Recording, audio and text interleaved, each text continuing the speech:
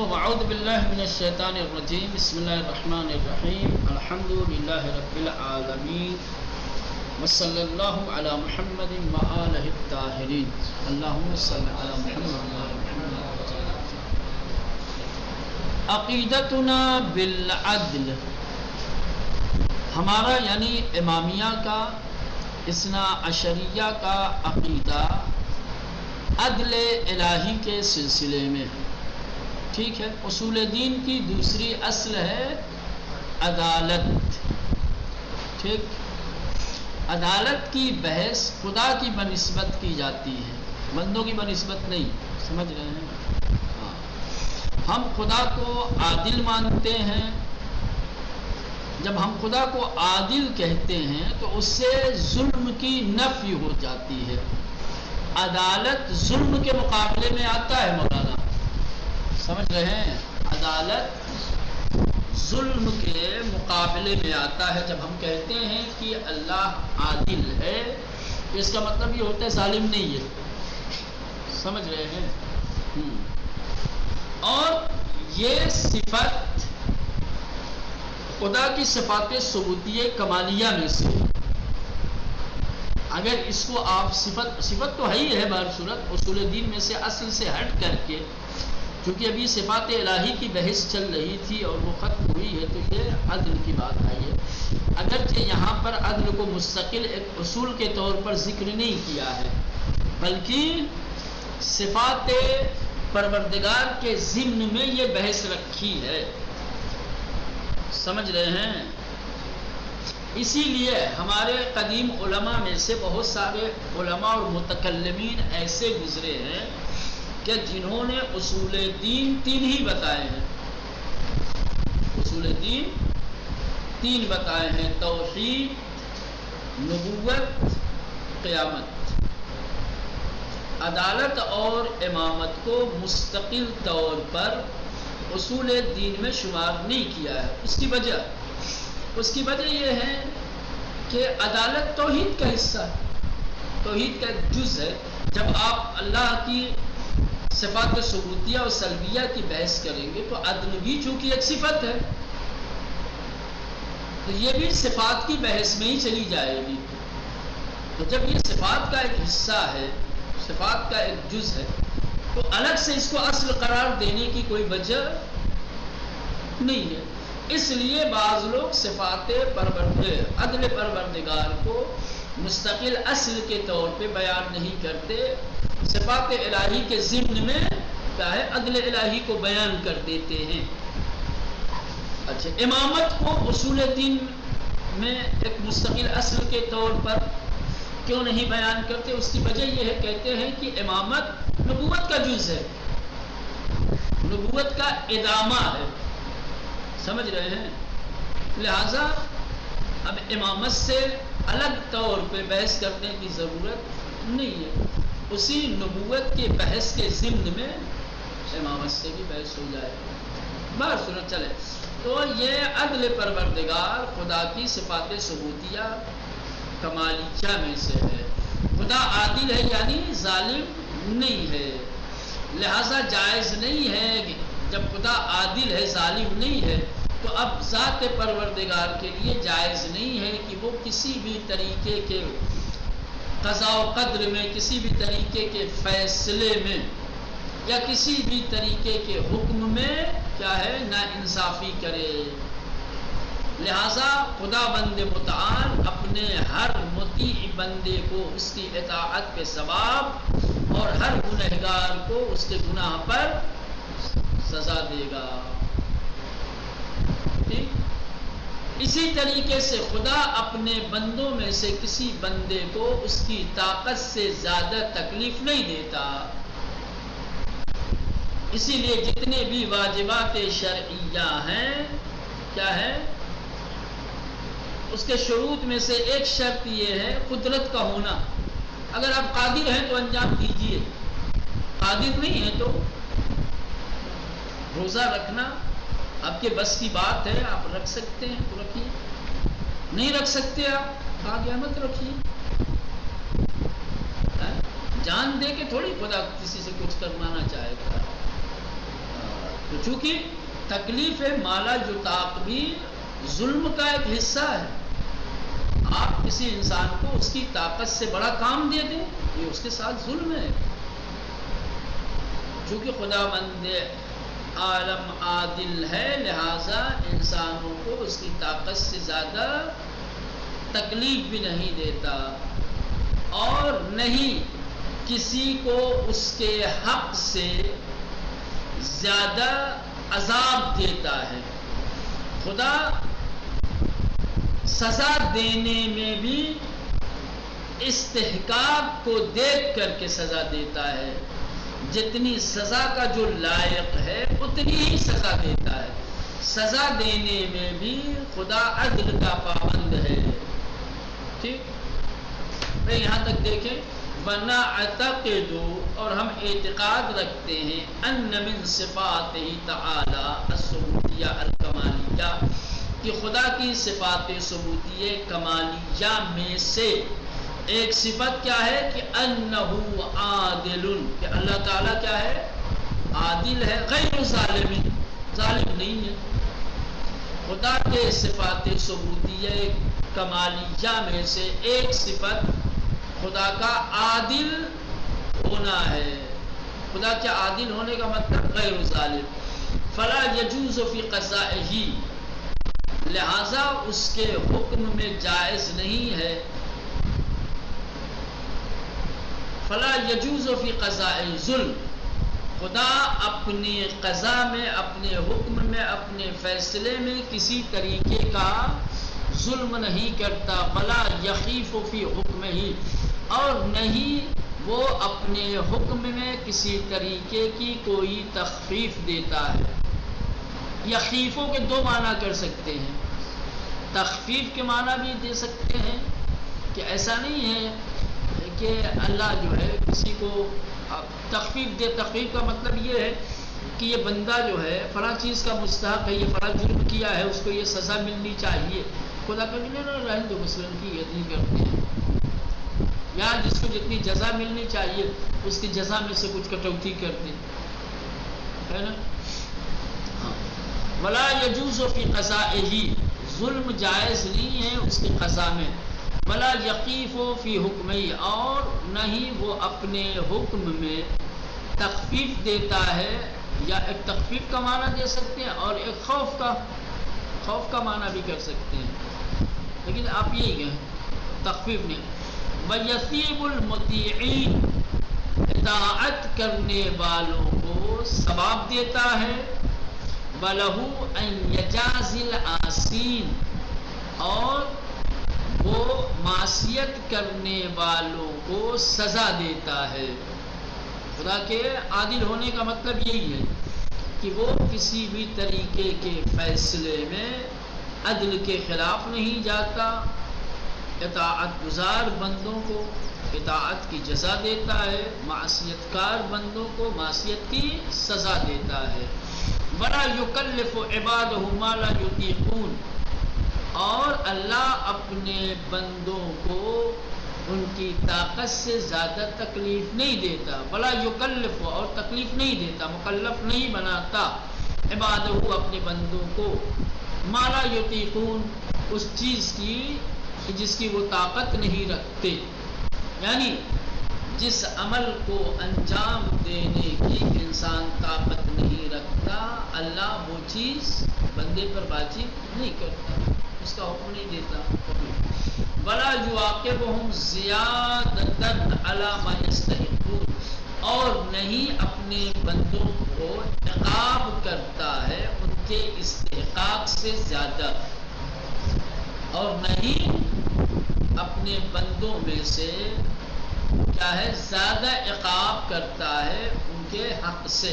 یعنی جو استحقاق رکھتے ہیں، جو جس نے جو جرم کیا ہے، جرم کی جو سزا ہے، ٹھیک ہے، جتنی سزا کا مستحق ہے اللہ اتنی ہی سزا دیتا ہے، اور نہیں اپنے بندوں کو ان کے استحقاق سے زیادہ سزا دیتا ہے. وَنَعْتَقِدُ أَنَّهُ سُبْحَانَهُ لَا يَتْرُكُ الْحَسَنَ عِنْدَ عَدَمِ الْمُزَاحِمَةِ، اور ہم اعتقاد رکھتے ہیں کہ اللہ سبحانہ و تبارک و تعالی کسی بھی فعل حسن کو ترک نہیں کرتا جب مزاحمت نہ ہو.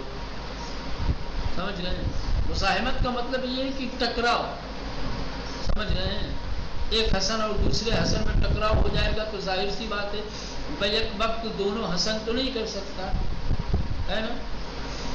تو اس کے کہتے مزاحم اگر نہ ہو، دو فعل حسن اگر مزاحم نہ ہو تو پھر اللہ کسی فعل حسن کو ترک نہیں کرتا. جو بھی فعل حسن کہلاتا ہے اللہ اسے انجام دیتا ہے. یہ کیوں کہہ رہے ہیں؟ کیونکہ فعل حسن انجام دینا یہ عدل ہے اور فعل حسن کو ترک کر دینا ظلم ہے. تو چونکہ ہم نے خدا کو عادل تسلیم کیا ہے لہذا ہمارا یہ بھی اعتقاد ہے کہ اللہ تعالی کیا ہے، عدم مزاحمت کے وقت حسن کو ترک نہیں کرتا. حسن کو ترک یعنی فعل حسن کو اچھے، ولا یفعل القبیح اور نہیں کسی فعل قبیح کو انجام دیتا. حسن کو ترک نہیں کرتا، قبیح کو انجام نہیں دیتا. کیوں آخر؟ لأنه تعالی قادر علی فعل الحسن وترک القبیح، اس لیے کہ اللہ تعالی فعل حسن کو انجام دینے اور قبیح کو ترک کرنے پر قادر ہے. مجبور تھوڑی ہے. جب خداوند متعال اس بات پر قادر ہے کہ وہ ہر فعل حسن کو انجام دے اور ہر فعل قبیح کو ترک کرے تو اللہ تعالیٰ ایسا کرتا ہے، فعل حسن کو انجام دیتا ہے اور قبیح کو ترک کرتا ہے اپنی قدرت کی وجہ سے. مع فرض علمہ بحسن الحسن وقبح القبیح غناہ عن ترک الحسن وعن فعل القبیح. کہہ رہے ہیں کہ اگر فرض کر لیا جائے کہ اللہ ہر حسن فعل کا علم رکھتا ہے اور ہر قبیح کو قبیح سمجھتا ہے، اگر یہ مانا جائے کہ خداوند متعال فعل حسن کو اس لیے انجام دیتا ہے کہ وہ فعل حسن کا علم رکھتا ہے. اوپر کیا کہا تھا؟ قدرت سے وابستہ کیا تھا فعل حسن کو. کہا تھا کہ اللہ فعل حسن اس لیے انجام دیتا ہے کہ وہ اس کے انجام پہ قادر ہے. قبیح اس لیے انجام نہیں دیتا کہ قبیح کو ترک کرنے پر قادر ہے. آپ یہ فرض کریں کہیں کہ نہ، خدا کے فعل حسن انجام دینے اور قبیح کو ترک کرنے کی وجہ اس کی قدرت نہیں ہے، اس کا علم ہے. وہ اپنے علم کی وجہ سے فعل حسن کو انجام دیتا ہے اور فعل قبیح کو ترک کرتا ہے.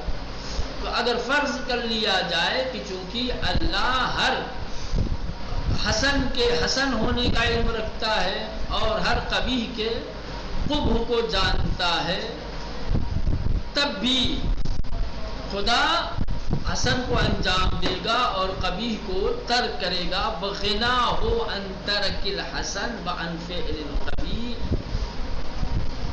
اور وہ ترک حسن سے مستغنی ہے اور فعل قبیح سے.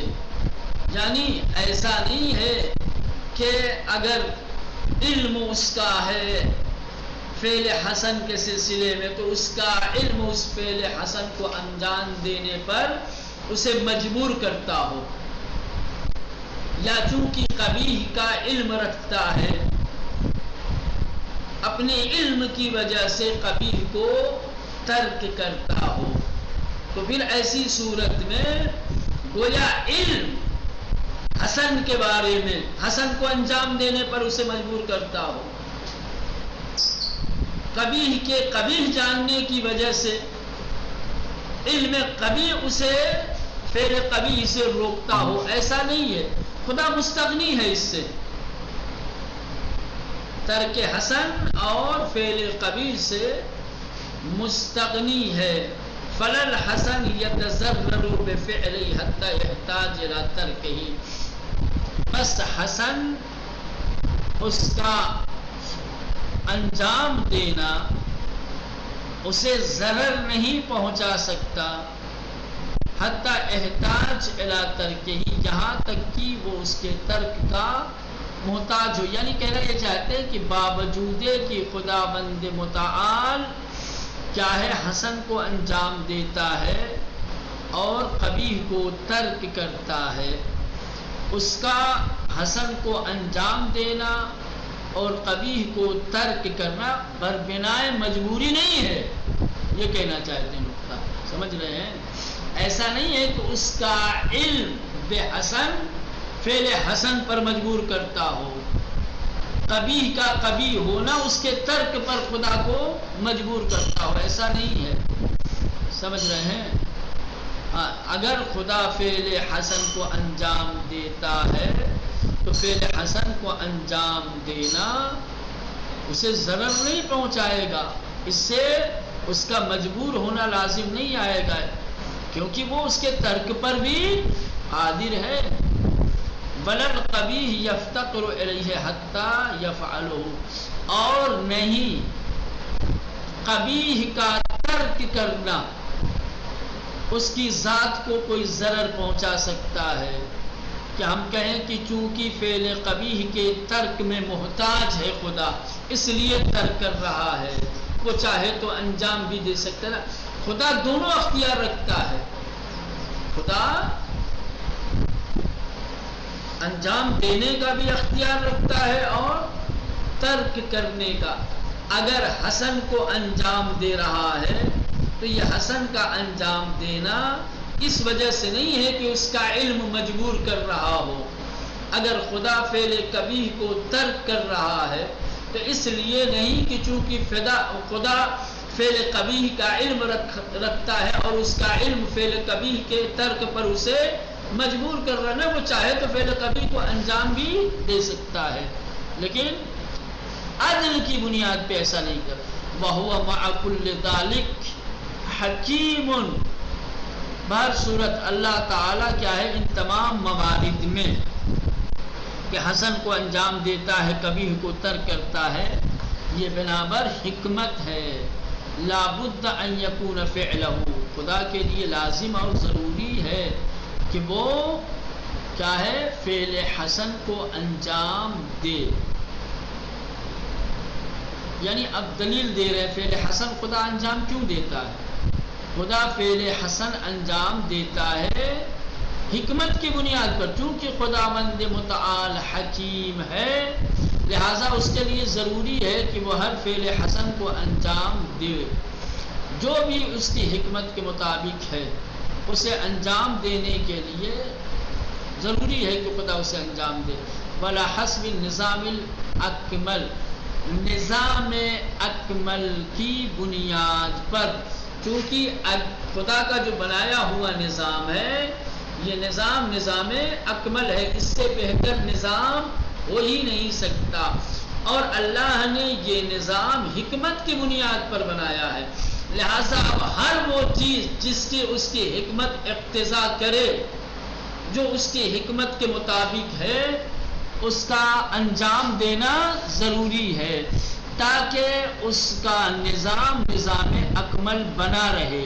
وإلا اگر خدا کسی فعل حسن کو کہ جو فعل حسن اس کے حکمت کے مطابق ہو اسے انجام نہ دے تو پھر خدا کا نظام اکمل نہیں رہ جائے گا.